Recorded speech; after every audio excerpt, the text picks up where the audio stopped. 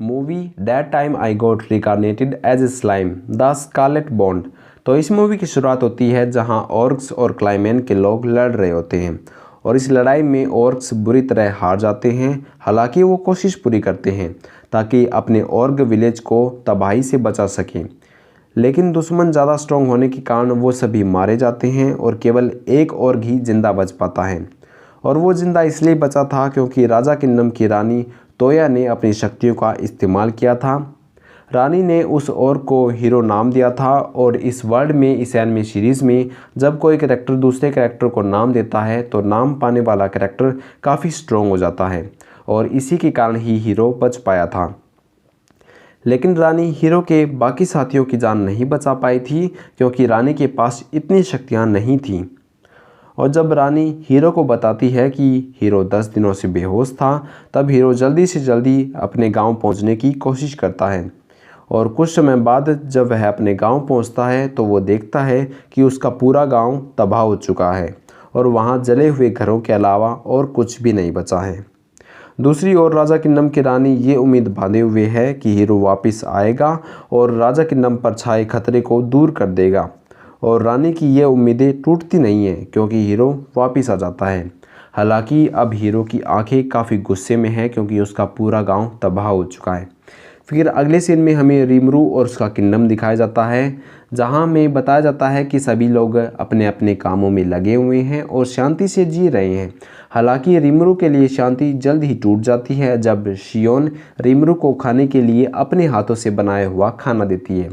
और इस बात को केवल वही लोग समझ सकते हैं जिसने इस एनिमे की सीरीज़ को देखा है कि शियोन का खाना किसी खतरनाक जहर से कम नहीं है। फिर कुछ देर बाद रीमरू को शियोन का खाना खाने से बचने के लिए एक अच्छी वजह मिल जाती है जब उसे पता लगता है कि ऑर्क गैल्ड पर किसी ने हमला कर दिया है। फिर अगले सीन में हमें दिखाया जाता है कि हीरो और गैल्ड लड़ रहे होते हैं और हीरो काफ़ी गुस्से में है क्योंकि ऑर्क्स ने उसके गांव को तबाह किया था। हालांकि किसी तरह बेनीमारू वहां आ जाता है इससे पहले कि उन दोनों में से किसी की जान जाए। तब बेनीमारू और हीरो एक दूसरे को पहचान लेते हैं क्योंकि वो दोनों एक ही विलेज के थे और इस तरह वो लड़ाई वहां ख़त्म हो जाती है। तब बेनीमारू हीरो को बताता है कि अब ऑर्क्स उनके दुश्मन नहीं हैं क्योंकि राजा रीमरू ने उनका बदला ले लिया है और अब रीमरू ने बचे हुए ऑर्क्स को अपने किंगडम में रहने की अनुमति दे दी है। तब ये सुनकर हीरो थोड़ा चौंक जाता है पर वो बेनीमारू की बातों को मान लेता है और फिर हमें हीरो और बाकी सारे ऑगर्स की मुलाकात दिखाई जाती है। और इस समय हीरो को भी काफ़ी सुकून मिलता है कि उस दिन थोड़े बहुत ही सही लेकिन कुछ विलेजर्स जिंदा बचे थे और वो जिंदा बचने वालों में से अकेला नहीं था। और कुछ देर बाद रीमरू और हीरो की मुलाकात होती है और हीरो को रीमरू द्वारा किए गए बड़े बड़े कारनामों का पता लगता है और उसे ये भी पता लगता है कि रीमरू अब एक डीमन लॉर्ड है और रीमरू ने डीमन लॉर्ड क्लेमेन को भी मार गिराया है जिसकी वजह से हीरो और बेनीमारू का गांव तबाह हुआ था। तब हीरो भी रीमरू और उसके साथियों को अपनी कहानी बताने लगता है। वो बताता है कि कैसे वो और उसके साथी गांव के लिए पैसा कमाने के लिए डीमन लॉर्ड क्लेमेन के लिए काम करते थे और जब उन्हें ऑर्क विलेज पर हमले की खबर मिली थी तब उन्होंने क्या किया था। और वो ये भी बताता है कि कैसे एक छोटे से किंगडम राजा की रानी तोया ने उसकी जान बचाई है। और फिर कुछ देर बाद हीरो सबको वो वजह बताता है जिसके लिए वो वहाँ आया है। हीरो बताता है कि राजा किंगडम एक माइन करने वाला देश हुआ करता था लेकिन ज़्यादा माइनिंग से उसका सारा सोना समाप्त हो गया है और माइन करने से जो जहर बना वो उनके पानी में मिल गया है और अभी भी मिल रहा है।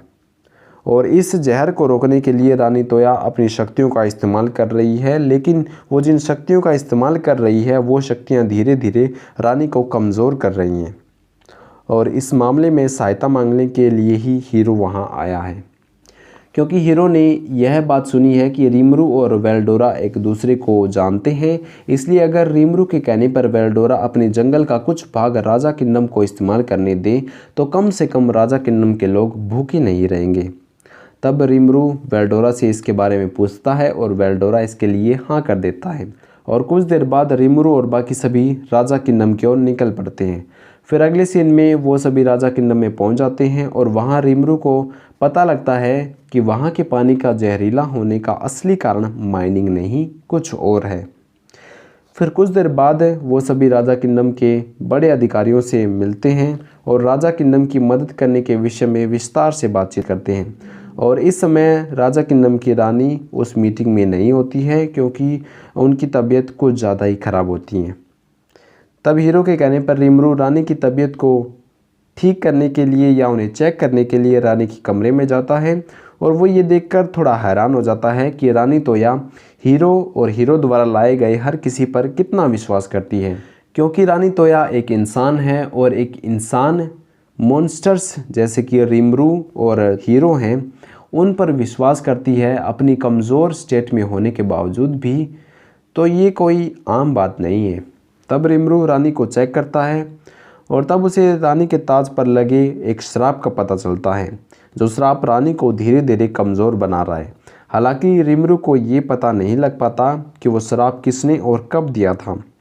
तब रिमरू रानी को बताता है कि अगर वो ठीक होना चाहती है तो उन्हें ताज की शक्तियों का इस्तेमाल करना बंद करना होगा और साथ में उनके किंगडम का शहद भी खाते रहना होगा, जो उनके शरीर से इस ताज के जहर को धीरे धीरे कम कर देगा।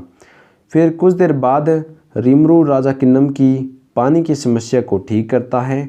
तब उसे उस पानी के जहरीले होने का असली कारण पता लगता है कि कोई जानबूझकर पानी को दूषित कर रहा था ताकि रानी को उस श्रापित ताज की शक्तियों का इस्तेमाल करना पड़े।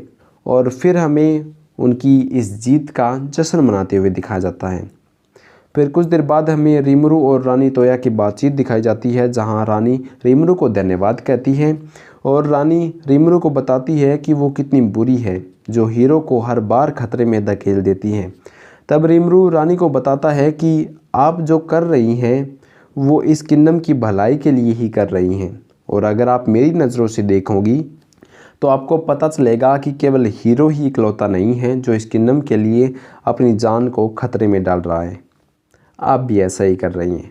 तब रिमरू की ये बात सुनकर रानी को थोड़ा सुकून मिलता है। फिर अगले सीन में हमें लाकुआ नाम के एक विलन से मिलवाया जाता है, जो इस बात से बिल्कुल भी खुश नहीं है कि अब रानी ठीक है और उस किंगडम का पानी भी साफ़ है।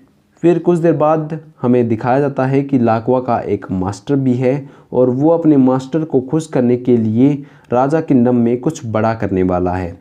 फिर अगले सीन में रिमरू और उसके साथियों को पता लगता है कि राजा किंगडम का पानी फिर से दूषित हो गया है और उस पानी को ठीक करने के लिए रानी ने ताज की शक्तियों का इस्तेमाल किया था, जिसके कारण अब रानी की तबीयत भी बहुत ख़राब हो गई है। और तो और रानी की तबीयत ख़राब होने का फ़ायदा उठाने के लिए राजा किंगडम के आसपास के किंगडम्स उस पर हमला करने की तैयारी कर रहे हैं। तब रिमरू को ये बात अजीब लगती है कि अचानक राजा किंगडम का पानी फिर से दूषित हो गया है और रानी की तबीयत भी ख़राब है और तो और किंगडम पर बाकी किंगडम्स भी हमला करने की तैयारी कर रहे हैं और ये सभी घटनाएं एक साथ होना कोई आम बात नहीं है। तब रिमरू श्योर को भेजता है ताकि वो पता लगा पाए कि बाकी किंगडम्स राजा किंगडम पर हमले की क्यों सोच रहे हैं, उनका हमले का कारण क्या है। और रिमरू ये भी सोचता है कि आखिर वो डॉक्टर क्या कर रहा है जो रानी तोया को थोड़ा भी ठीक नहीं कर पाया है। फिर अगले सीन में रिमरू अपने साथियों को बताता है कि वो राजा किंगडम के साथ है और राजा किंगडम को बचाने के लिए वो अपना पूरा सहयोग देने वाला है। तब डियाब्लो रिमरू को बताता है कि वो शायद जानता है कि रानी के ताज को श्रापित किसने किया है और अगर रिमरू उसे जाने की आज्ञा दे दे तो वो शायद उस श्राप देने वाले को अपना श्राप हटाने के लिए तैयार कर सकता है। तब रिमरू उसे जाने की आज्ञा दे देता है। फिर अगले सीन में हमें लाकुआ और हीरो की बातें दिखाई जाती हैं, जहां लाकुआ हीरो को बताता है कि रानी को बचाने का एक रहस्यमय तरीका उसके पास है, जिसे अपनाकर हीरो अपनी जान कुर्बान करके रानी की जान को बचा सकता है। तब ये सुनकर हीरो बिना कोई सवाल किए उस रहस्यमय तरीके को अपनाने के लिए तैयार हो जाता है और लाकुआ द्वारा दी गई एक अजीब सी गोली को भी खा लेता है। और दूसरी ओर रिमरू और उसके साथी राजा किंगडम में पहुंच जाते हैं, जहां पहुंचकर उन्हें पता लगता है कि हीरो और रानी दोनों लापता हैं। फिर अगले सीन में हमें हीरो और रानी दिखाई जाती है जो लाकवा के साथ एक रहस्यमयी कमरे में होते हैं। तब लाकवा अचानक हंसने लगता है और हीरो को कहता है कि हीरो कितना बेवकूफ़ है जो उसके जाल में इतनी आसानी से फंस गया है। और वो हीरो को ये भी कहता है कि क्या तुम्हें सच में लगता है कि मेरे पास कोई ऐसा तरीका है जो रानी को ठीक कर सकता है, बेवकूफ़। तब ये सुनकर हीरो को बहुत गुस्सा आता है, लेकिन इससे पहले कि वो लाकवा को पकड़ पाए, लाकवा हीरो को खिलाए गए श्रापित गोली की शक्तियों को जगा देता है, जिससे हीरो काफ़ी शक्तिशाली बन जाता है। लेकिन इसके साथ साथ गुस्सा भी हीरो पर हावी हो जाता है और यही लाकवा करना चाहता था। वो हीरो को एक पागल हाथी बनाना चाहता था जो हड़कंप मचा दे, जिससे कि रानी को उस श्रापित ताज की शक्तियों का इस्तेमाल करना पड़े और रानी पर श्राप हावी हो जाए। लेकिन इससे पहले कि रानी ताज की शक्तियों का इस्तेमाल कर पाती, उस जगह पर रिमरू और उसके साथी आ जाते हैं और हीरो को कंट्रोल करने की कोशिश करने लगते हैं। तब यह देखकर लाकवा भाग जाता है और रिमरू उसे पकड़ने के लिए उसके पीछे पड़ जाता है। तब उसी समय श्योर रिमरू को बताता है कि दूसरे किंगडम्स ने राजा किंगडम पर हमले को शुरू कर दिया है और उनका उद्देश्य राजा किंगडम में छुपे ढेर सारे सोने को अपना बनाना है। हालांकि ये सिर्फ एक रूमर ही है कि राजा किंगडम में सोने का ढेर छुपा हुआ है। तब रिमरू अपने साथियों को राजा किंगडम को हमले से बचाने के लिए कहता है और उन्हें बताता है कि जितना हो सके बिना हमलावरों को जान से मारे उन्हें रोकना है। हालांकि अगर खुद की जान खतरे में हो तो खुद को बचाना उनका पहला उद्देश्य है। फिर अगले सीन में हमें उस विलन को दिखाया जाता है जो रानी के ताज पर लगे श्राप का कारण है, जिसका नाम है वायलेट, और डियाब्लो उसी से मिलने आया है। तब डियाब्लो वायलेट से उस ताज के श्राप को वापस लेने के लिए कहता है, लेकिन वायलेट ऐसा करने से मना कर देती है और वो डियाब्लो को बताती है कि ये श्राप उसने कई सौ सालों पहले राजा किंगडम की एक रानी को दिया था और इस श्राप के बदले में रानी को शक्तियाँ मिली थी, जिससे उसने अपने राज्य और लोगों को बचाया था। और तो और उस रानी को भी मैंने ये बताया था कि जैसे जैसे वो उस श्रापित ताज की शक्तियों का इस्तेमाल करेगी, वैसे वैसे वो और उसकी आने वाली पुश्तें श्रापित होती जाएंगी और जब श्राप पूरी तरह से इस्तेमाल करने वाले पर हावी हो जाएगा, तब वो उसके शरीर पर कब्जा कर लेगी और आत्माओं की दुनिया से इंसानों की दुनिया में आ जाएगी। तब डियाब्लो कहता है, तो तुम कहना चाहती हो कि तुमने उसके साथ एक फॉर्मल कॉन्ट्रैक्ट बनाया है, लेकिन जैसा कि मुझे पता चला है कि तुम्हारा एक नौकर रानी को मजबूर कर रहा है कि वो ताज की शक्तियों का इस्तेमाल करे, तो तुम इसके बारे में क्या कहना चाहोगी। तब वायलेट थोड़ा गुस्से में कहती है, तुम मेरी बेइज्जती कर रहे हो क्या, क्योंकि मुझे उनके साथ ऐसा करने की ज़रूरत नहीं है। लेकिन मैंने भी सच ही कहा है। तब डियाब्लो के ऐसा कहते ही उन दोनों में लड़ाई छिड़ जाती है और कुछ देर लड़ने के बाद वायलेट का शरीर आग पकड़ लेता है। तब वो कहती है कि लगता है हम अपनी लड़ाई को पूरा नहीं कर पाएंगे। तब डियाब्लो कहता है, तो तुम्हारा ये जादू से बना हुआ शरीर बस इतना ही सह सकता है। तब उसी समय वायलेट के नौकर वहाँ आ जाते हैं और उन दोनों की लड़ाई को रोक देते हैं। तब उनमें से एक नौकर कहता है कि डियाब्लो सही कह रहा है और आपका नौकर लाकवा रानी तोया को ताज की शक्तियों का इस्तेमाल करने के लिए मजबूर कर रहा है। तब वायलेट कहती है, तो इसका मतलब है कि अब कॉन्ट्रैक्ट टूट चुका है और अब मुझे मज़ा भी नहीं आ रहा है, इसलिए मैं इस बार ये बात नज़रअंदाज कर देती हूँ। और ये कहकर वो जाने लगती है और जाते जाते कहती है, वैसे तुम्हारे मास्टर का नाम क्या है जिसने तुम्हें इस दुनिया में बुलाया है। तब डियाब्लो कहता है, मेरे मास्टर जिन्होंने मुझे इस दुनिया में बुलाया है उनका नाम रिमरू जी है। तब वायलेट नाम जानकर चली जाती है और दूसरी ओर बेनीमारू और हीरो अभी भी लड़ रहे होते हैं और रिमरू अभी भी लाकवा का पीछा कर रहा होता है। तब वो डॉक्टर भी अपने राक्षसी रूप में आ जाता है जो रानी तोया को ठीक करने का दिखावा कर रहा था और मैं पता चलता है कि वो भी लाकवा के साथ मिला हुआ है। तब रांगा उस डॉक्टर से लड़ने लगता है और रिमरू लाकवा से लड़कर उसे हरा देता है। तब वायलेट लाकवा से बात करने लगती है और कहती है, लाकवा तुमने किसके कहने पर यह सब किया है। मैंने तो तुम्हें ऐसा करने के लिए नहीं कहा था, मैंने सिर्फ तुम्हें इतना कहा था कि तुम्हें रानी पर नज़र रखनी है ना। तब लाकवा कहता है, पर मेरी देवी, मुझे लगा कि आप मेरे काम से खुश हो जाएंगी, क्योंकि इससे आप जल्दी उस रानी के शरीर को अपना बना सकती हैं। तब वायलेट कहती है, बेवकूफ़, मैं उस रानी से चाहती थी कि वो खुद मुझे अपनी मर्ज़ी से अपना शरीर दे, ना कि किसी की बेवकूफ़ी के कारण। और अब जबकि तुमने मेरा मज़ा ख़राब किया है तो इसका भुगतान तो तुम्हें करना ही होगा। इसलिए अब उन कर्मों की जिम्मेदारी लो जो तुमने किए हैं, बेवकूफ़। तब रिमरू कहता है, तुम्हारे चेहरे और बातों को सुनकर लगता है कि तुम्हारे मास्टर ने तुम्हें छोड़ दिया है, इसलिए अब मैं तुम्हें ख़त्म कर देता हूँ। तब लाकवा कहता है, अगर मैं मरने ही वाला हूँ तो मैं तुम्हें भी अपने साथ ही लेकर जाऊँगा। और ये कहते ही वो फट जाता है, लेकिन इससे किसी को भी कोई नुकसान नहीं होता है, क्योंकि रिमरू अपनी शक्तियों से उस धमाके को दबा देता है। तब रिमरू अपने साथियों से कहता है कि उन हमलावरों में से कोई भी इंसान नहीं है, इसलिए तुम उनको मार सकते हो। तब रिमरू के साथी ऐसा ही करते हैं और इस वक्त भी बेनिमारू और हीरो लड़ रहे होते हैं कि तभी तोया हीरो के सामने आ जाती है और उसे शांत करने में कामयाब हो जाती है। लेकिन उस श्रापित गोली की शक्तियों का इस्तेमाल करने के कारण हीरो अब मिट्टी बन रहा है और रिमरू उसे ठीक नहीं कर पा रहा है, क्योंकि हीरो को श्रापित गोली की शक्तियों का इस्तेमाल करने की सज़ा मिल रही है।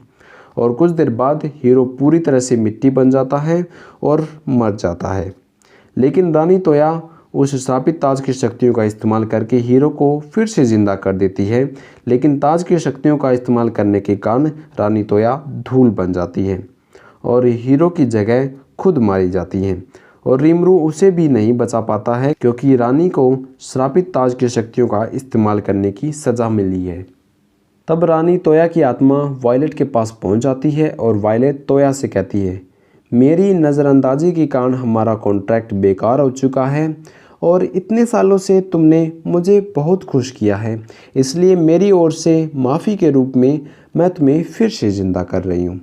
फिर अगले सीन में हमें दिखाया जाता है कि रानी तोया फिर से ज़िंदा हो गई है और डियाब्लो भी वापस आ जाता है। तब रिमरू डियाब्लो से कहता है, मुझे लगता है कि आज सब कुछ ठीक तुम्हारी मदद से हुआ है।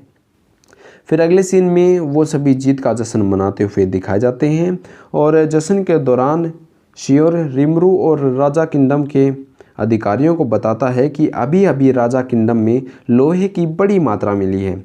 तब रिमरू राजा किंगडम की मदद करने के लिए कहता है कि राजा किंगडम को इतने लोहे की क्या ज़रूरत है, इसलिए आप लोहे का व्यापार हमारे किंगडम में शुरू कर सकते हैं, जिससे राजा किंगडम की इकोनॉमी बढ़ेगी और इससे हम दोनों को फ़ायदा होगा। और इस समय रानी तोया और हीरो एक साथ होते हैं और रानी तोया वायलेट को अभी भी एक देवी मानती है और वायलेट को धन्यवाद कहती है जिसने उन्हें वो ताज दिया, जिसके कारण आज उनके राज्य में शांति और खुशियाँ आई हैं। और इस समय वायलेट भी तोया की इन बातों को सुन रही होती है और मन ही मन थोड़ी सी खुश होती है। फिर अगले सीन में हमें दिखाया जाता है कि रिमरू वापस अपने घर आ गया है और यहाँ आने के बाद वो देखता है कि वेल्डोरा और मिलिम ने आपस में लड़कर उसके गांव का बुरा हाल कर दिया है। तब वेल्डोरा और मिलिम रिमरू से कहते हैं कि वो बोर हो रहे थे क्योंकि रिमरू वहाँ नहीं था, इसलिए वो थोड़ा खेल रहे थे। तब रिमरू वेल्डोरा को सज़ा के रूप में उसकी फेवरेट मांगा की नई वॉल्यूम्स देने से मना कर देता है और ये सुनकर वेल्डोरा बहुत दुखी हो जाता है। और जहाँ तक मिलिम की सज़ा की बात है, वो तो उसे मिल ही जाएगी। और इस समस्या को सुलझाने के बाद अब फाइनली रिमरू थोड़ा आराम कर सकता है।